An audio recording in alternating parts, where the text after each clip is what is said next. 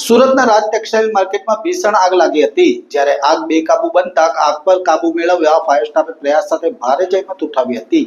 સુરતમાં આગ લાગવાની ઘટનાઓ વારંવાર બનતી જોવા મળી છે, ત્યારે સુરતમાં ફરી રાજ ટેક્સટાઇલ માર્કેટમાં ભીષણ આગનો મામલો સામે આવ્યો હતો।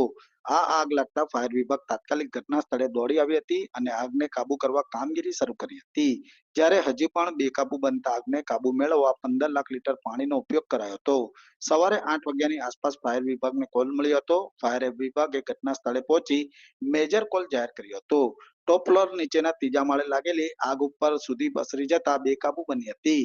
ફાયર વિભાગનો મોટો કાફલો હજુ પણ આગ પર કાબુ મેળવવા જહેમત ઉઠાવી રહી છે, જેને પગલે વેપારીઓમાં આગ કાબુ લેવા તેમજ નુકસાની અંગે વિસાવણમાં મુકાઈ ગયા હતા।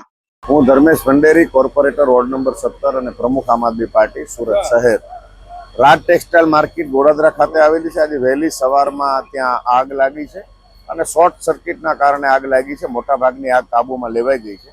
લાસ્ટ ફ્લોર ઉપર થોડીક વધુ વિકરાળ આગ છે અને આપણા ફાયર ફાઈટરની ટીમ તમામ ટીમ કામે લાગી ગઈ છે। ટૂંક સમયમાં જે આગ કાબૂમાં આવી જશે એવું જણાય આવે છે।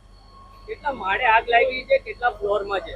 ત્રીજા માળેથી આગ લાગવાની શોર્ટ સર્કિટમાં શરૂઆત થઈ હતી, લાસ્ટ ફ્લોર ઉપર ગઈ હતી અને ત્રીજા માળેથી બધેથી આગ કાબૂમાં લેતા આપણા ફાયર ફાઈટરની આખી ટીમ, ફાયર ટીમ છેલ્લે સુધી લાસ્ટ ફ્લોર સુધી પહોંચી ગઈ છે। લાસ્ટ ફ્લોર ઉપર જ અત્યારે હવે આગ છે, બાકીની બધી આગ કાબૂમાં આવી ગઈ છે। અહીં કોઈ જાનહાનિ થઈ હોય એવા કોઈ સમાચાર નથી। વહેલી સવાર હોવાના કારણે હજી માર્કેટમાં કોઈ આવ્યું જ હોતું નથી, એટલે જેના કારણે જાનહાનિ નથી થઈ એ ઈશ્વરની કૃપા છે।